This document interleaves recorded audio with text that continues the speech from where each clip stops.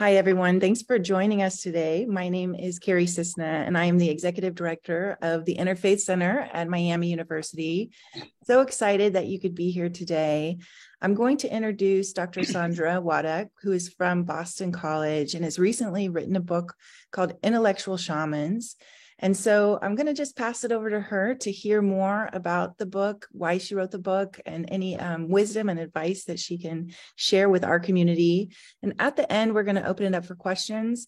If at any point you want to put your questions in the chat box, we will be able to see them and we can save them till the end and make sure everybody gets to ask their questions.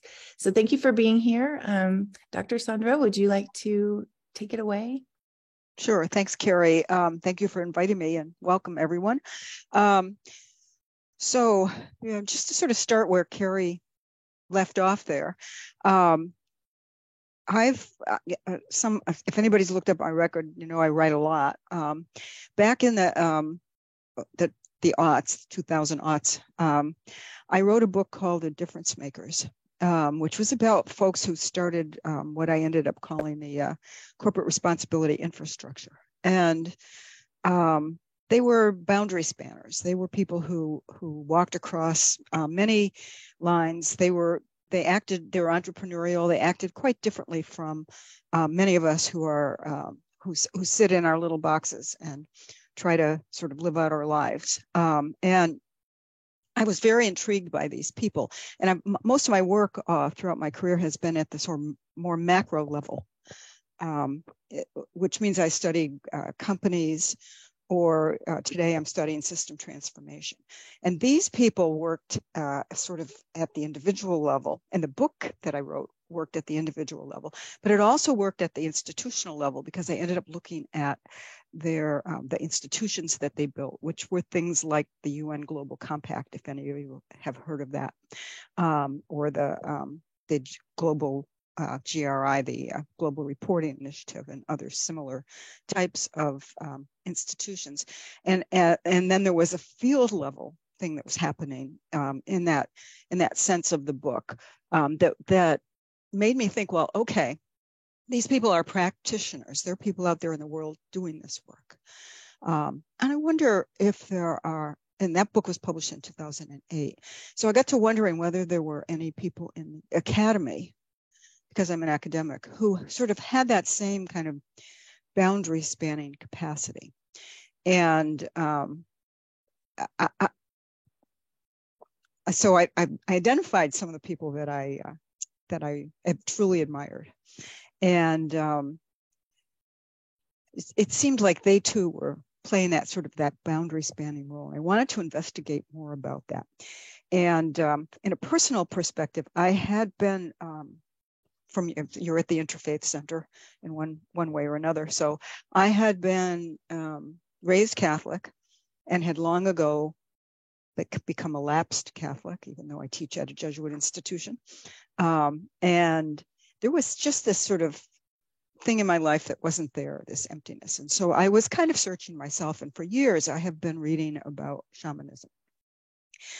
And maybe 20 years ago, I got involved with a group that was studying sort of a modern form of shamanism. I began to realize that between the reading and working with this group and the teacher who's involved in the group, I began to realize that there are shamans in our world today. And when I studied these people I called the difference makers, I realized in some ways these people were shamanic, but I didn't have any language to put around that. So I thought I would study the academics and see if any of them had this attribute of what I ended up calling intellectual shamanism. I'm going to share my screen here.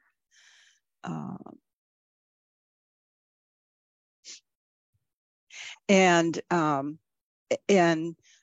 I realized after studying them that not only is there huge literature on shamanism in anthropology and some in psychology and sociology, but that there are shamans in all walks of life, in all parts of the world. And then in our modern world, we don't typically call them shamans, but these are the people who have the agenda of healing the worlds. And that's what the difference makers had done. And in fact, when I decided to study the academics, the intellectuals that I knew, that was what they were doing too. They had their own healing agenda. So let's just take a little dip into what the book that I ended up writing. So I've written that. I wrote the book Intellectual Shamans, published a couple of years back, and a few years back now, and a number of articles have come out of that book as well. So I've thought about this notion of shamanism in the world today in a number of different contexts. And I wrote a second book called Healing the World, which is sort of what the headline is here, which argues for anyone being able, if they're willing and able, to take the courageous step to do this work, to assume the mantle of shaman, which has to be in a positive way. So what is a shaman? If we can get this to move. So what is a shaman? Well, Kahali King, who wrote a book on shamanism, says that a shaman is a healer of relationships. But those relationships aren't just, the kinds of relationships we tend to think about when we think about relationships. They are relationships between self and other, with oneself, between mind and body, between people, among people, of course, between circumstances, and between human, and particularly, I think, important today in the world that we face, between humans and nature. And between matter and spirit. So it's relationships of all sorts that shamans deal with. Now, intellectual shamans are obviously also dealing with intellectual relationships and linking across ideas. And I'll say a little bit about my own path as I go along, and sort of where I see myself along the spectrum, to the extent that I would call myself a shaman, which is not for me to say, actually. So with this notion of relationships in mind, there are three things in the literature that become very clear when you think about what it is that a shaman does. And I looked into and we can think of these people as our sages and elders. I like Yoda here, because he clearly had that sort of presence of a shaman. And these three tasks, as I ended up articulating them, are healing, connecting, and sense making. And through these activities, shamans attempt to come to wisdom. And if they're to be called shamans because of the healing function, that the orientation that they take has to be one of serving or healing the world or relationships in some way. Rather than but the power that a shaman has can be used negatively. But people who are using that power negatively would be called sorcerers rather than shamans, because shamans always have this healing, connecting, sense-making role. When I decided to look at the literature in management, as I'm a management scholar, I'm not working in an interfaith center. I'm working in a management school. When I decided to look at the management literature for that, I could find exactly 2 articles in management that had the word shaman in them. And they were both written by the same people, Peter Frost and Carolyn Egri. And I didn't really know Peter. He has passed since, but I met him only once because I did know Carolyn, and I went and talked to her about the papers they have written. And she said, "Oh, you really need to meet Peter. He is a true shaman." And so I went to at a conference. I went and introduced myself to him, watched a session that he was presenting, and just sort of felt his presence in the world. And you could see in his presence this healing orientation, this sense of wanting to make the world better in some way. Now, we're not all effective at that, but through these 3 capacities, we can begin to do that, particularly as intellectual shamans. And I think that these ideas of healing, connecting, and sense-making apply to anybody in any walk of life. Teacher, a psychologist, a doctor. I know I like to give the example of the kind of connection that a shaman makes. I used to, when I was driving to work, I used to go by this older gentleman who was a crossing guard, basically, for school children. And every morning I'd be going to school, and it's early, and, I'm not quite awake yet. And, I'm not particularly thinking about much. But as I would cross him, he would look directly at me, into my eyes, in the car, wave at me, and give me this big smile. And it was such a healing thing, because each morning that little smile just changed my world and made me feel better. He was making a connection. There was a sense that was coming out of it that, oh, okay, I can be happy today. And it had a very healing impact on how I approach the day for the rest of the world. So what are shamans? Well, obviously in anthropological terms, shamanism is the world's oldest spiritual tradition. However, it isn't one tradition. Just about every culture of the world has their shamans. If you look at indigenous cultures around the world, they all have their shamans. They're called them by different names, depending on the culture, and their myths and ceremonies and traditions that they use are going to be different. But I think they all have this orientation towards healing. They are healers of the tribe in the indigenous context. And so that could be an individual healer. If someone is ill, they might call in a shaman. It could be when the community has experienced a rupture of some sort and they want to come back together. So it could be that the shaman is called in to do a healing for the community at the community level.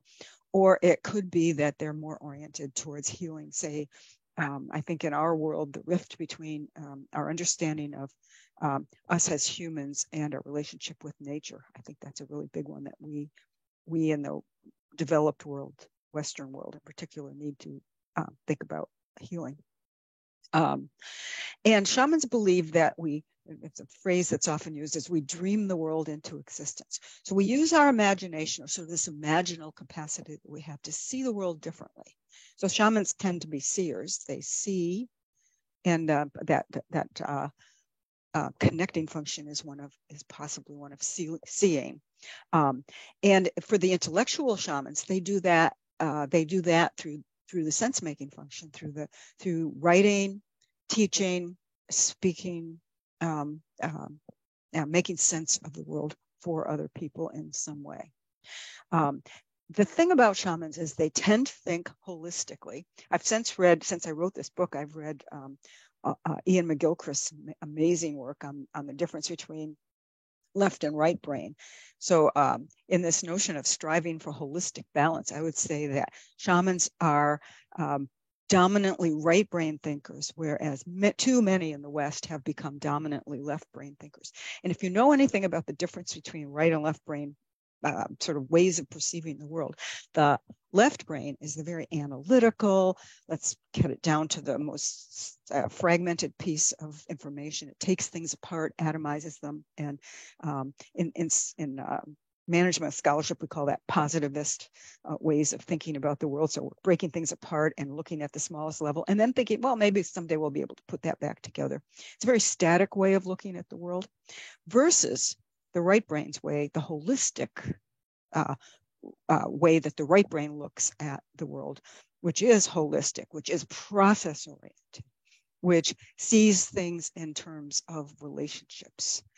So when I said earlier, the definition of the shaman is the healer of relationships, it's the healer of the relationships between the heart and the mind, the body and the soul. It could be the family that you're healing. It could be the community. When Carolyn Frost, Peter Frost and Carolyn Agri did their work, they were looking at organizational level, and the people they identified as shamans in the organizational context were organization development specialists, people who help organizations to change and improve. And so, and I thought, well, yes, and of course, these people serve that shamanic function. And there are people in all other aspects of the world who are also doing that sort of healing function at one of these levels. It could be socially, and increasingly, because the problems we face in the world are global problems, and they're not sort of bounded by the normal sort of national boundaries that we're familiar with. If you take something like climate change, it doesn't know boundaries. If you take the impacts of look at the pandemic, that certainly knows no boundaries, and the world's response to it.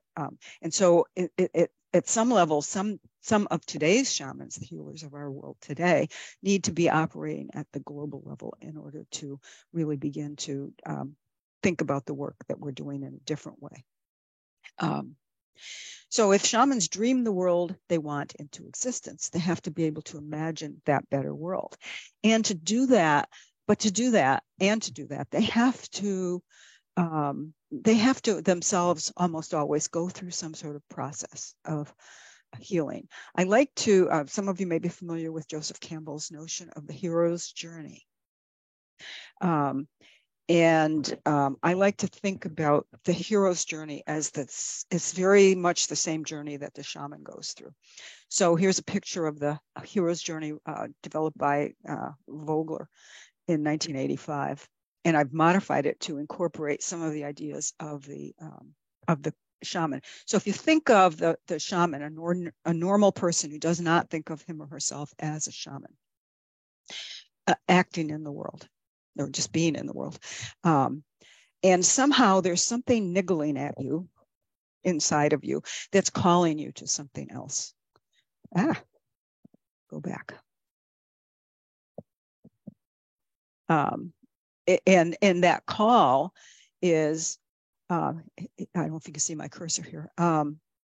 The call is often resisted because it's a scary thing to be called to move to a different realm of being, which is what shamans actually work in. But there may be helpers along the way. They can be your mentors in sort of our real world, the one that we live in every day. They can be spiritual helpers of some sort. I'm sorry, I don't know why that's doing that. Sorry. I must have put some setting in this at some point. Sorry about that. And those helpers help them as they sort of descend into the depths of what is for them a challenge or a change. And that challenge and change can be learning to see the world differently. It can be tackling some problem.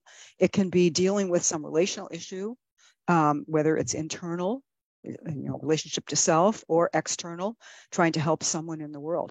And at some point, they enter into the abyss, which is the lowest level of, I'm so sorry.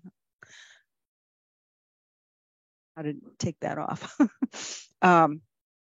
They enter the abyss, which is sort of the bottom. And it looks like things are really going bad. And it almost is a spiritual death. It can be, it can feel like a very scary thing, and that you are going to not survive it. So there is a call to that. The path, once you reach this abyss, the bottom of this, you personally go through a personal transformation. Some of the resistance that you might have been experiencing when you were up in the being called and not wanting to go to that it disappears, it dissipates, and you receive some sort of revelation. You see something differently. You experience something differently. You see the connection in the relationship that you didn't see before. And then you start the journey back to sort of the realm of normal life, but bringing with you a gift. And that gift is the gift of seeing. That gift is the gift of atonement or resurrection. And you return to the normal realm changed from what you were before. Because once you've had this kind of experience, and people experience it as a spiritual revelation, once you've had this experience, you actually, it's very hard to go back to the way you used to be. So core elements of what's going on here, it seems to me, are that people are discovering the power of purpose. So shamanism, my teacher always says, is about power. It's not about power over. In fact, we were talking about this yesterday. It's about power inside, power to just be, power to sit with, power to allow what needs to happen to emerge, to actually allow that to happen.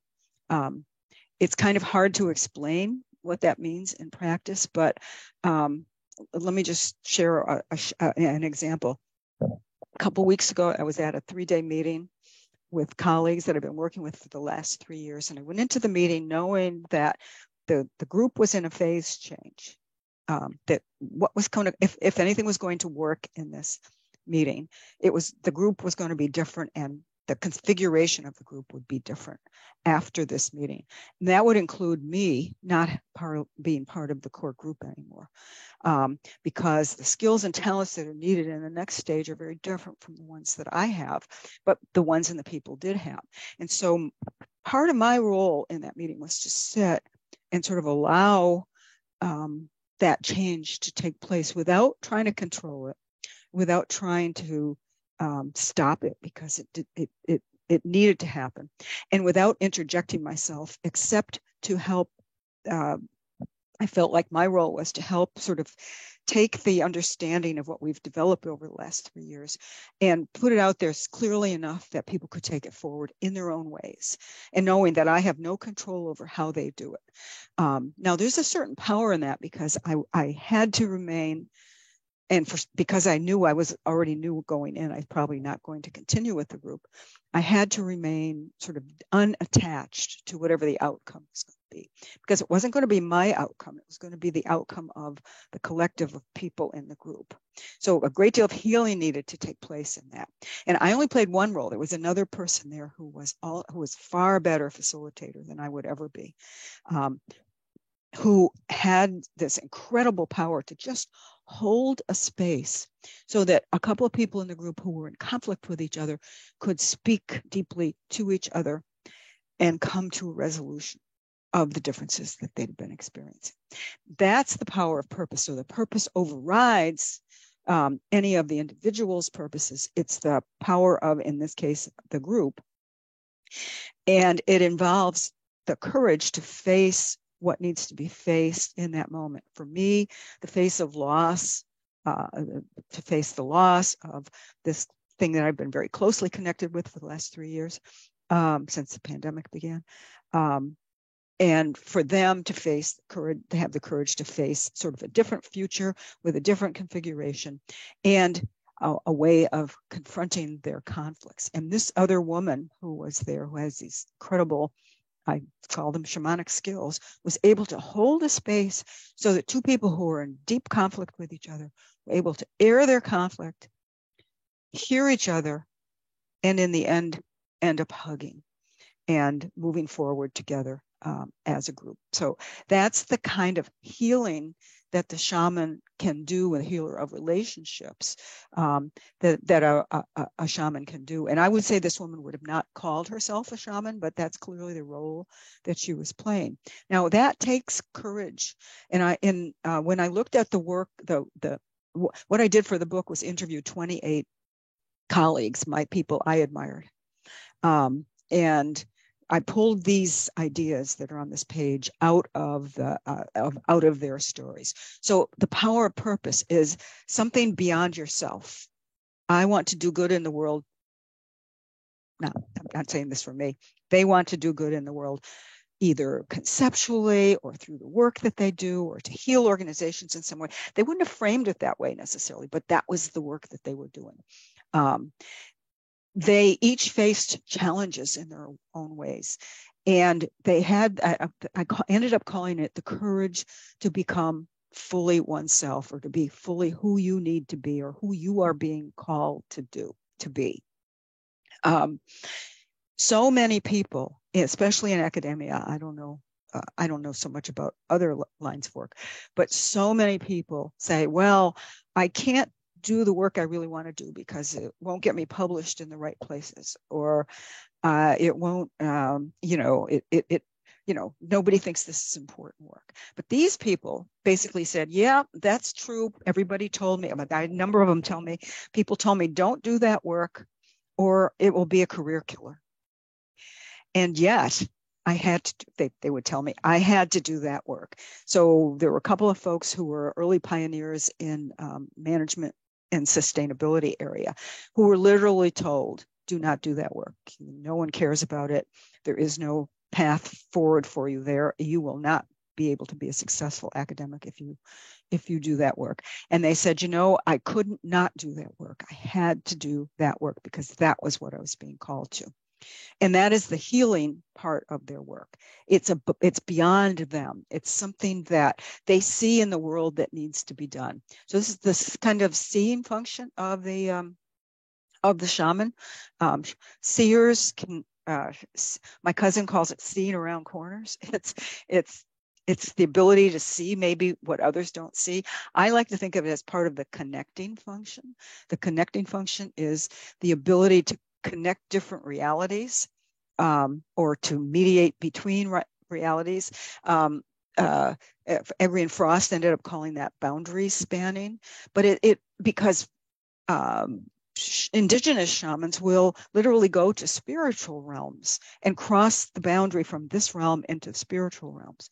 Now, these people didn't necessarily put their work in that way, but what they were doing was crossing intellectual realms, so disciplinary realms, bridging between two different types of ways of thinking, or bridging between academic work and practice, or bridging between doing their academic work and the work that they do with their students. So the teaching function. So there was all of this boundary spanning kinds of activity going on.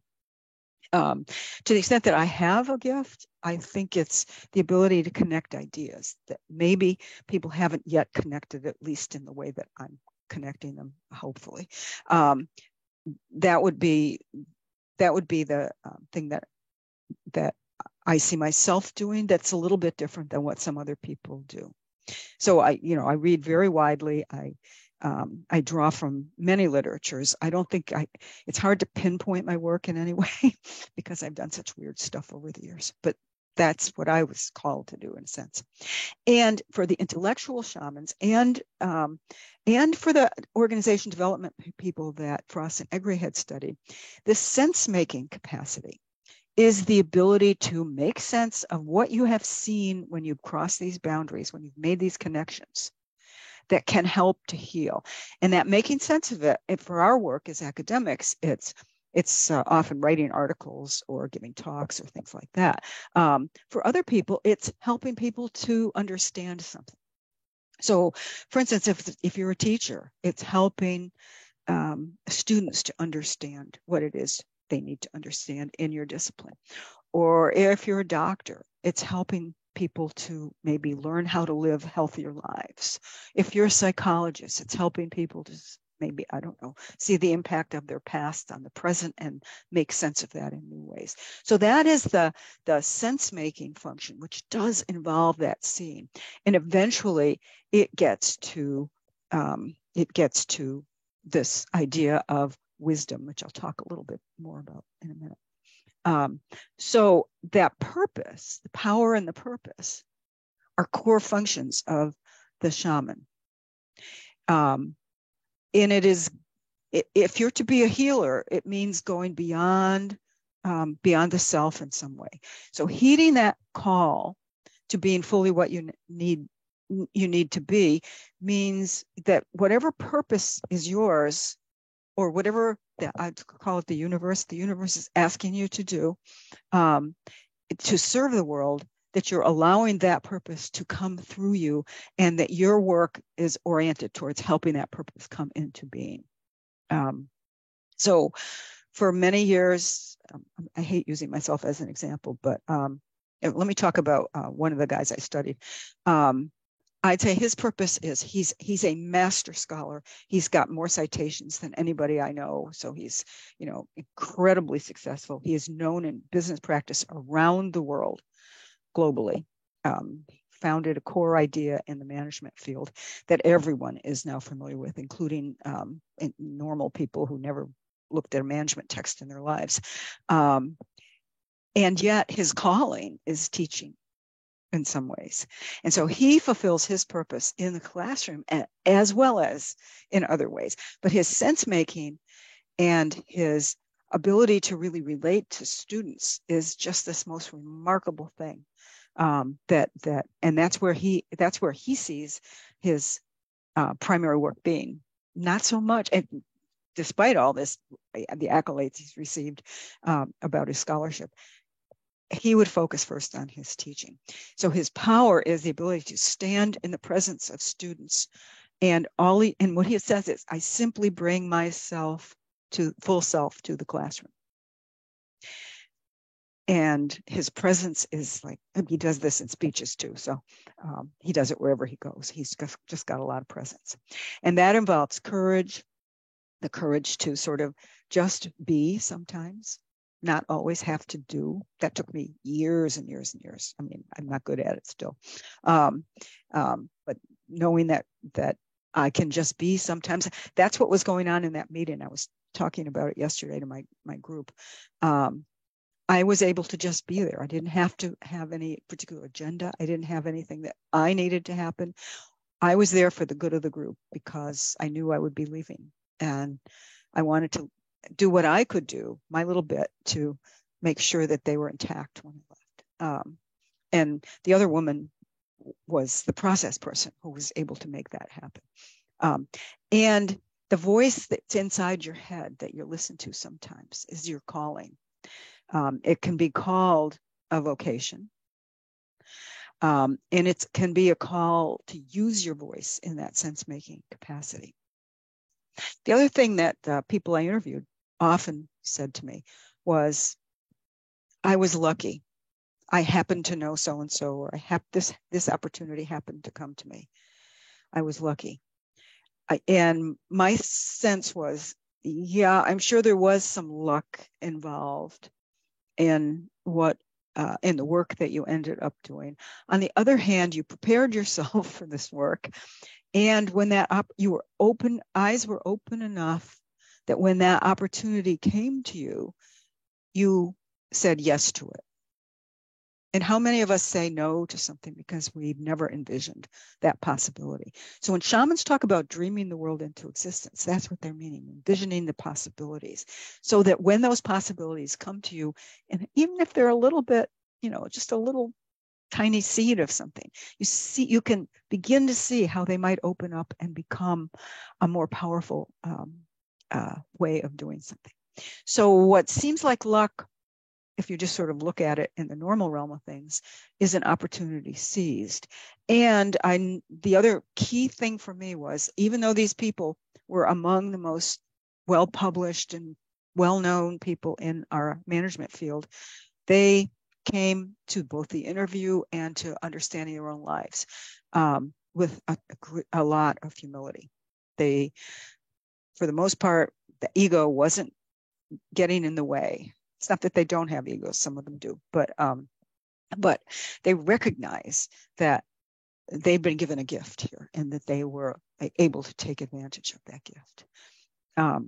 So how do shamans work? Well, shamans work by moving through different frames of experience. So these intellectual shamans would move from very narrow disciplinary boundaries to encompassing multiple disciplinary boundaries, or to, in not one person that I didn't interview, but who was one of my mentors, and I would certainly put in this category.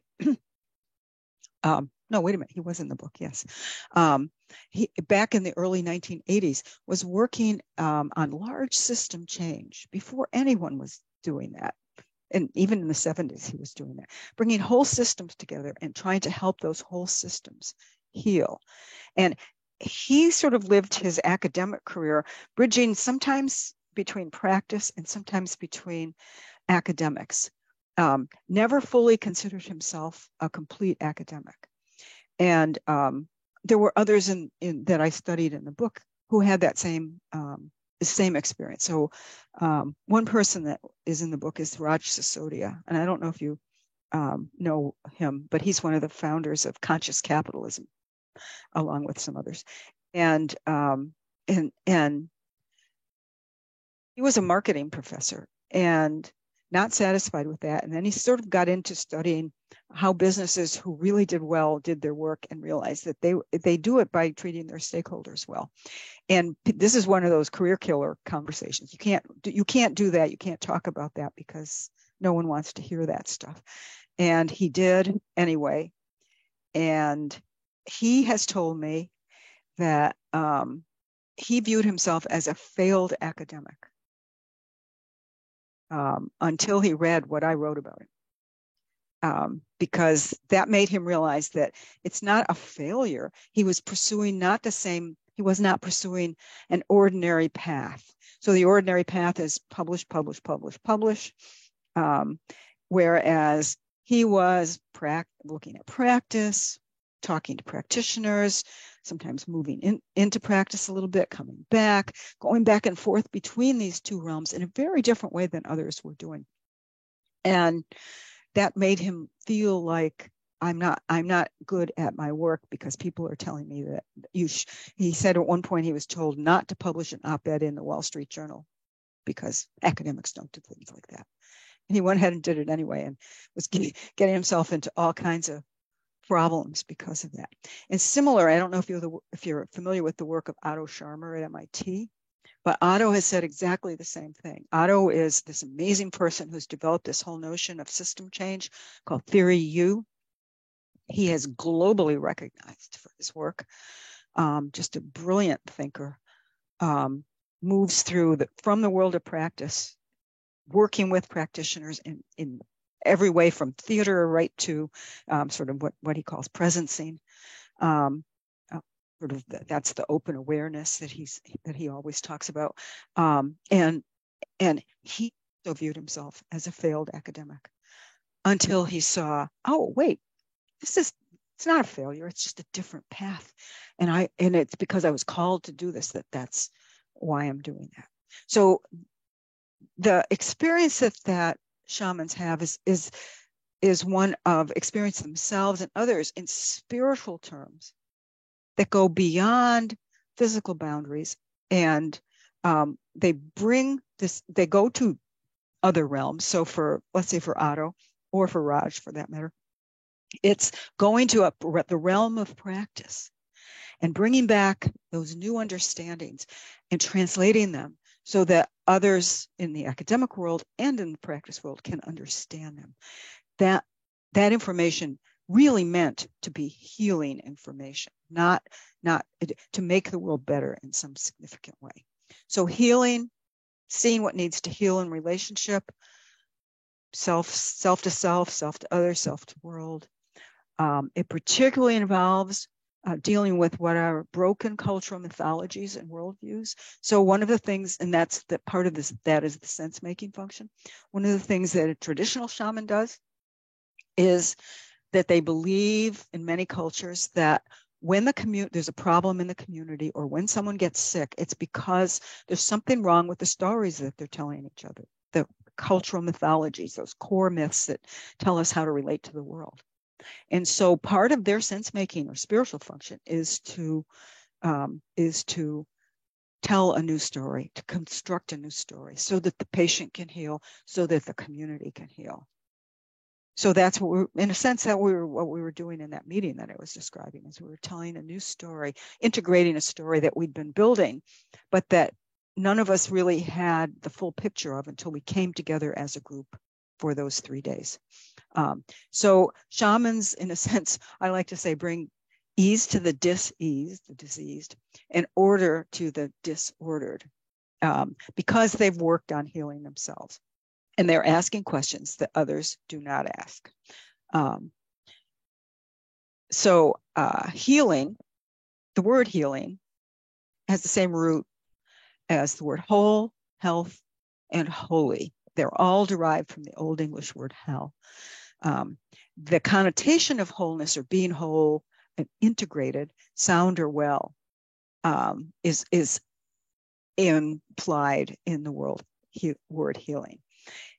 That wholeness must be preserved. That's the right brain way of thinking about the world, not the atomize it, take it apart, see how it ticks. And then when you try to put it together, you realize you've killed it.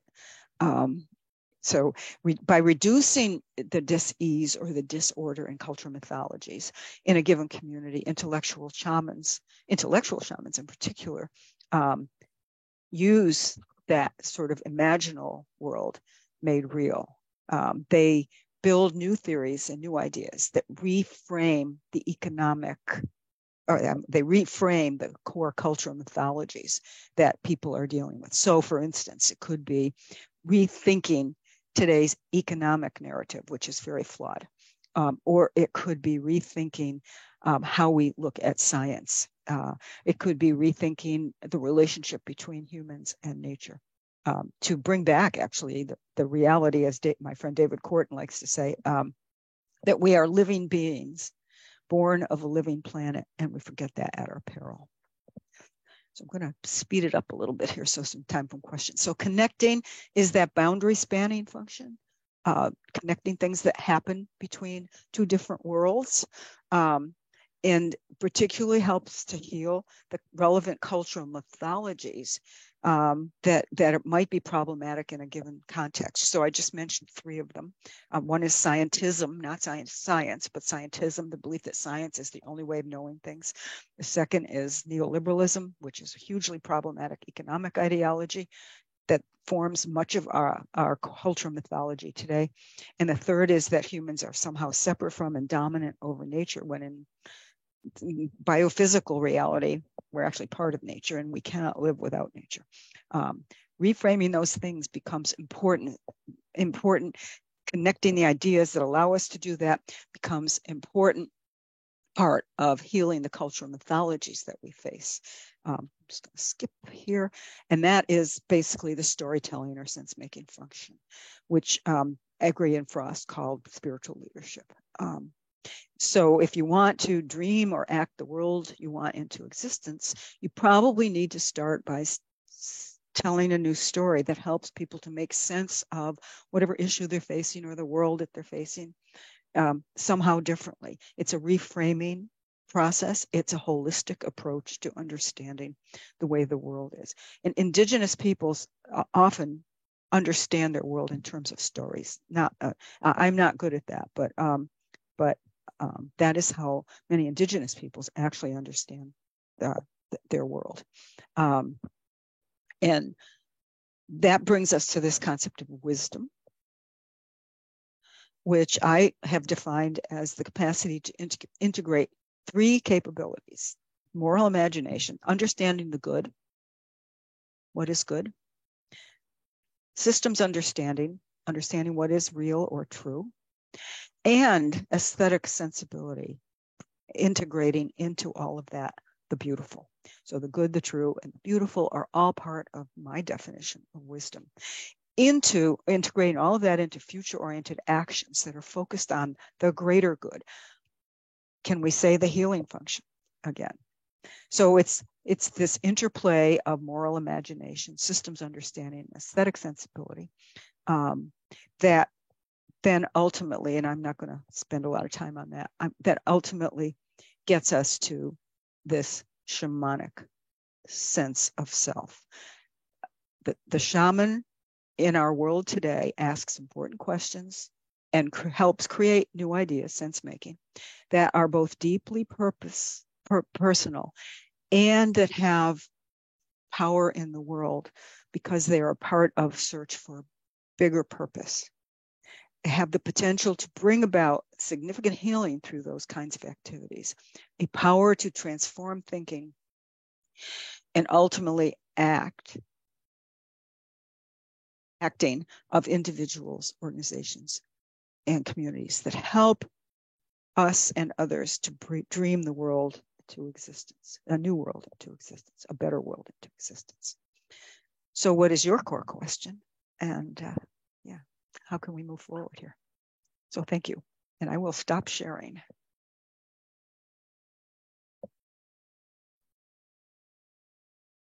That was so wonderful. Thank you so much for that.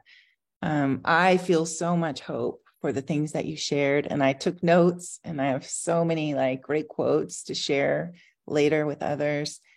But specifically, I just feel like you gave us a roadmap for how to name some things that are really needed in this current environment. So if anybody has any questions, I'd love to invite you to put them in the chat box, or if you'd like to unmute yourself. We do have a question from Dr. Rachel McRoberts. Dr. McRoberts, would you like me to read it, or would you like to read it? I'd love to hear from people themselves if possible. Thank you so much for your work. I feel like I have met a kindred spirit. I think I'm on this path. I'm a mental health counselor, educator, and researcher, and my interests are in professional identity development, creativity, and religious and spiritually integrated practices. So how do counselors create this open space where they can invite more experience in and be transformational? And how can we train new educators for the next generation to be good counselors in this expanding world? So I'm interested where you would like to see more research in this area. I am going to buy your book today and write it in my next paper, because this is just the stuff that gets me excited about being an academic. It is. So you know, some of this starts with personal practice of some sort. I teach a course now called Leadership and Mindfulness. And, you know, I don't take all of this stuff into my classroom, but each class we do some form of personal practice, a mindfulness practice of some sort. Because for the individual healer, the psychiatrist, the psychologist, the social worker, anyone who's going to do counseling, it's about healing themselves first, because it's real hard to heal others unless you've done some of the work yourself. And I think that's true for most people who are on this shamanic path, if you will. It took me years and years of work with my teacher and the group to even recognize that, yeah, maybe there is some of that in me. Because, you know, I would look at what other people did in my group, it's a small group, but and say, well, I don't do that, and I don't do that, and I don't do that. And they'd say, no, you do your own thing. And I'm like, it's not really important what I do. And then I realized, well, you know, how is it I get these ideas? How is it that I do these things? And once I was healed enough myself through these meditative practices or other, well, it doesn't matter to me what practice you choose, as long as it's something, you know, that allows you to be okay with who you are. Because part of this is just, I'm okay. I'm okay. Once you're okay with who you are, it seems to me, then you can be in the presence of others and allow them to be who they are. And that is so much part of the healing thing. When I talked with my students a few weeks back, we were having this conversation about being seen and being heard. And what does a counselor do but see or hear people fully? You know, good counselors do that. Good teachers do that. I don't always do that. I'm not a great teacher, but that's what you are really being seen, really being heard. That's what my friend last week in this. Sorry, I don't know if you can hear that. Great. There's somebody buzz sign outside the room here. That's what she was able to do, was to allow these two guys who were in conflict to really hear and see each other. And she did that by just being, she didn't do much. She just sort of asked a question and let it be. And then they opened up to each other. And to me, I was watching it. I was like, wow, that was amazing. Just, whoa, I couldn't have done that. But it was like, yeah, she had that capacity to just sort of be present and hold the anger and hold the hurt and allow then it to dissipate as they got to see each other and to really hear each other. It was quite an amazing process. So it's that seeing and hearing, being seen and being heard. I think that's so important at the individual level. And that's also true at the group level, at community level. I'd like to hear some other backgrounds of folks. What brought you to this seminar?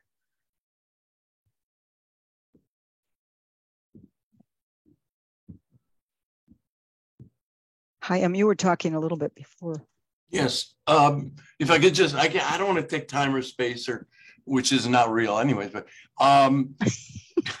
no, but the idea of two things. All right. We have a Jewish term, mensch. Okay. It's on parallel with a shaman, because in fact, the word shaman to me, I like to break words up and play with it. Shh, be quiet, be still. Shh, amen. We say that, amen. Or manic. It's funny, the dichotomy. You have a shh, be still, but we're also manic. I was manic for many years. So was, many famous people. Anyway, all right, that's not significant. But actually, the idea of a mensch, they say a whole person. It's a being. It's being. The human is the relative. The being is the absolute. Okay, so a being, a mensch. What do you say? Well, I'm a mensch, but don't mention it. Humility and humor, the two additional senses we have. Yes. Okay, the two additional senses. And it's world now, it's being played out over in where is that? What's his name? Oh God, I can't. Zelensky. He is acting as a David, and the Goliath, of course, we know the jerk, that we put Putin up with him long enough, Putin, he's a jerk. He's boy. But he's a David because he was is a comedian, stand-up. I don't know how many people know that. He's an actual stand-up comic. Okay? So that's the humor aspect. The other is humility. What the first edict he declared when he became president, you will not put my image in any office. Now, I read this somewhere, I'm sure it's true. He said, if you want your family to know who they're working for, put your family's picture up there. That's humility, man. Don't include me. And the people that's I didn't mention humor. I love that idea because humor can break tension and can be, when it's used properly, can be very healing. It can be damaging if it's used improperly. Lighten up. Yeah, but definitely humility, because you can't put yourself out there. I'm got all this power. I'm going to save the world. No, that's not what it's about. It's about presence. It's about being. So, anybody else? Yes. Mary. Thank you very much for having this, Dr. Wada. It just coincidentally happened to cross my screen 2 days ago. I'd never heard of it prior to this. And again, it's one of those universal things as I see it. I started out in 1975 as a registered nurse, ruptured a disc in 88, was paralyzed, told me I'd never walk again, went back to school, got a undergrad again, and majored in psych, minor in theology and philosophy. Found out I couldn't do much with that, ended up getting Ohio State University, became an LPCC, so I work now as a holistic therapist. I had retired in 2014, was retired for 2 years, knew I still had more purpose. Coincidentally, I had the opportunity to go to seminary, which I had never had on my radar, and I went 4 years and graduated from seminary in 2020. I am now working as a holistic therapist, and it just coincidentally have met a person this past year in a relationship who is a deep ecologist, and we are combining. He also had gone to seminary from 14 to 24. So there's so much common ground. And what you are saying, how you frame this, it's everything that we find ourselves doing, and we've not been able to find a niche. Where do we plug in? Yeah. So thank you. And to Dr. McRoberts, thank you also. I definitely want to be in touch. Yeah. It's a great comment. I hope you've healed. Oh, tremendously. And I no longer feel lost or alone. Yeah. And that's the other thing. Connection also happens with other people. Once you can connect to yourself, then it becomes a whole lot easier, at least for me, to connect with other people. And I do that through, Chaim was saying he found a song that I had posted recently. I never would have opened up to doing what I do in my work. I think that I also, at the same time, opened up to doing music. I do folk music and some songwriting. And that's another way of connecting with people. And getting over the sort of sheer terror. I mean, I've given speeches to lots of people and stuff like that, and stand up in front of a class, no problem. Put me with a guitar in my hand on a stage. That's a different story. So having the courage to face those sort of bears in your head too. So. You mentioned Joseph Campbell, and I loved the hero's journey. One of my favorite quotes by Joseph Campbell is that the only myth worth talking about in the future, and he said this in the 80s, the only myth we're talking about is going to be a global story. And I feel like I see things from a global lens, but that feels so overwhelming for people when I start to talk about our global. I teach at Miami University, I teach business students. Actually, that's how I found you through Academy of Management. But I always feel so burdened. I have to tell every student, like, we are one human race riding along on a spaceship called Earth, and it's broken, and we need to work together to fix it. Yeah.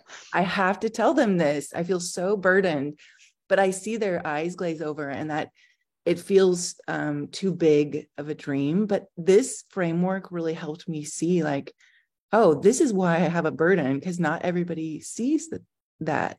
And so I really appreciated you saying that. Yeah, and that I see things long before many people see them. I make connections. What I've realized with my students is they don't. They're, well, even though they're seniors, they're caught up in their little world. So the way I structure my course, I learned this from colleagues years ago in a program that we designed collectively, is we start with the particular course I teach is a capstone. So we're supposed to deal with individual personal stuff. So we start with them, and then over the course of the semester, the lens broadens so that now we're dealing with design problems. And in the next couple of weeks, not this week, next coming week, but the following week, we will do a World Cafe exercise where they'll look at the whole picture of how things get produced and stuff. So they have to come to it gradually, otherwise it is overwhelming. But they also need to be taught to think systemically. So they tend to be very left-brained. And what I'm trying to do is through the mindfulness practices and the ways of the exercises that we do, to open up the right brain a little bit, so that they're not going to be there by the time they leave my course, but they will have had a couple of experiences where they've seen things from a different perspective. Because I don't lecture generally in class ever. I mostly get, either we're discussing something or we're doing an activity of some sort that is engaging them in just hopefully, who knows, discovering these things for themselves, which I think is the only way people really learn things. So, yeah. True. Well, I know we need to wrap up our time together. Is there any final thoughts you would like to leave us with? Just thank you for coming, and good luck on your own paths to power. So, because, this is powerful stuff, finding this in yourself, sharing it with others, not from an egotistical perspective, but from a healing perspective, is very powerful. Okay. All right. Well, thank you so much for being here. Thank you, everyone, for being here. I'm going to go ahead and end the meeting now, but feel free to connect with us through our website. Have a good day. Bye, everyone. Thank you. Bye.